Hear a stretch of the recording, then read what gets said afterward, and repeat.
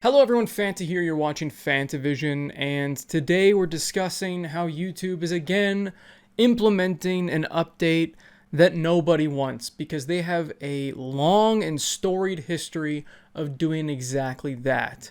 I mean, they got rid of backgrounds. Do you guys remember that? When you could have a background behind your channel and you could have art that interacted with all your stuff? Remember when they got rid of channel annotations? You could put annotations on your videos, you could correct things that you screwed up, you could implement links easier, you can make find your own and choose your own adventure type style videos. It added to the creativity of the platform. It did a lot of cool stuff. They nixed all that for zero reason. They implemented the update where you could only be monetized if you had 1,000 subscribers and you had a certain amount of watch time. And hey, guess what? Even if you don't monetize your video, they can if they want to. They have constantly, time and time again, just ruined the platform. They have continually implemented things that have only harmed the platform as a whole that nobody asked for, and then when they implemented it, nobody wanted it. And real quick, let's just take a quick look at the video they put out about this, which ironically has more dislikes than likes because the dislike button is important. And let's just listen to what they have to say about this. Hey folks, you may have seen a while back that YouTube announced it was experimenting with making dislike counts private to only the creator of the video. Now, if you're like me, you were surprised by that. I mean, I've always thought seeing the number of dislikes on a video helps us know as viewers if it's a good video or not, if it's a helpful tutorial or not, or if what a creator is saying in their video is generally agreed with or not. So right off the bat, he's saying, oh, this is supposed to help the viewer know if it's a good video or not. And that's what they do. They do that. The dislike ratio is supposed to let people know if it's a good tutorial or not, which again, they do that. And it has been incredibly useful many times. And they do give a good gauge on opinion of what the audience thinks of the video because, again, that's what it's been for, and that's what it's been used for. I don't understand what in the world is prompting this new thing. Let's see what they say. But unfortunately, research teams at YouTube have found there's this whole other use for disliking a video that I had never experienced as a creator, and you may not have either. Apparently, groups of viewers are targeting a video's dislike button to drive up the count, turning it into something like a game with a visible scoreboard. I also like that he even says in the video that he hasn't experienced this. This made-up problem he has not experienced, and we probably haven't either. So if he hasn't, and we haven't, what is their research saying? Like, who is this really targeting? Who is being affected by this? Companies. Wow. That's it. Seriously. That is all who's being affected by dislike bombing, which, by the way, isn't really dislike bombing because that's, again, it's one of the things that the dislike ratio is for. The like-dislike ratio is to show public opinion. And the public opinion doesn't like a lot of these things that companies are doing, but companies don't like the fact that they're getting so much heat online. It's hurting their little feelings, and they want YouTube to do something about it. Now, we've caught YouTube just removing dislikes in the past, so now they've just decided, you know what? We're going to make that button useless. Yeah, we're still going to let you in the back end see how many dislikes you're getting, but publicly, your videos and opinions and everything else, it doesn't matter anymore whether or not it is factual. It doesn't matter if it's helpful. It doesn't matter because nobody's going to see those dislikes. They're only going to see the likes, which again, some people are going to be okay with because they're like, well, you know, I use dislikes to gauge my audience's reception to my video so I can still see the dislikes. That's great. That's great.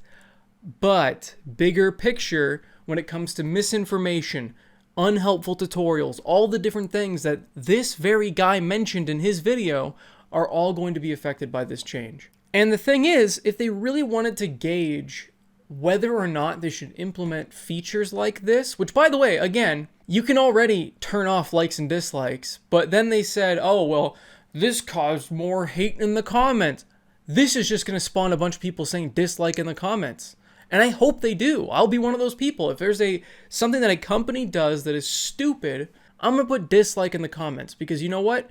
People need to know if it is a misinformation video, if it is a scam, if it is something along those lines, because we're not going to know otherwise. And now, if there really were people being targeted, which I'm sure there is a very small group of people out there that are being dislike bombed, they're just going to get more hate in the comments. If you're going to keep catering to just the smallest amount of people that are being affected by this, you're going to just turn off everything. You're just going to turn off the dislikes. You're going to turn off the comments. You're going to turn off everything, which, by the way, the creator already has control of. If they're trying to avoid negativity, they've already honestly been doing a decent job with the comment filtering. You have no idea how many horrible comments have been caught by that filter and thrown to the review section. I mean, a lot of them I have to push through because it's just catching swear words and it thinks it's people swearing at me, which half the time it is. But it's doing its job and it is stopping a lot of the negativity out there. If that's what they're trying to do, they're already doing it. By removing the dislike button, they're not making the platform better. They're making it worse. It's only catering to the large corporations. And honestly, it's just because Google wants this to be a more ad-friendly place, and that's bullshit. And the thing is that dislikes have honestly, they've helped. They really have. I mean, this kind of feedback has pushed back against a lot of different things that companies have announced and companies have done. I mean, Call of Duty for the longest time had that stupid movement mechanic and people were sick of it, disliked the hell out of Infinite Warfare, and then they came out with a different game. They need this feedback. So without this feedback loop, I don't know, we're not going to see those articles anymore about Nintendo being greedy and charging $30 extra a year for a terrible N64 emulation. We're not going to see the articles about how many dislikes that video got and how stupid Nintendo is and how pissed off everybody is about it. There's that feedback momentum that is needed, and it's going to be an interesting future to see the internet without it. There will still be people like me that will make videos about things they are not happy about, but I feel like it's going to take more for these different mainstream media outlets to pick up and make articles about them, because they can't just look at the video and see the number of dislikes. They have to actually go through the comments, and I don't believe most of these will actually be doing that. I know it's sad that we have to cater to the lowest common denominator when it comes to mainstream media, but it is good for mainstream gaming media, IGN, GameSpot, and all that to report on how much we're pissed, to get the feedback through to these giant corporations like EA and what happened with Battlefront. So hopefully this really doesn't affect the platform too much, or they'll actually listen to us for once and reverse this, but I don't think so. I think this is going to be how it is from now on, and it's sad to see just another step in the wrong direction on this platform. And the thing is there's no competition. There's nothing like YouTube. There's nothing that has the audience. There's no platform out there that you can monetize and either make a living off of or make it like a side hobby. There's nothing like this. There's no audience out there as big as YouTube, and that sucks. Because until then, they've got a monopoly in the whole thing, and we're stuck with what we've got. Let me know what you guys think in the comments down below about how you feel about this situation, Let me know if you're going to be even more upset with the platform.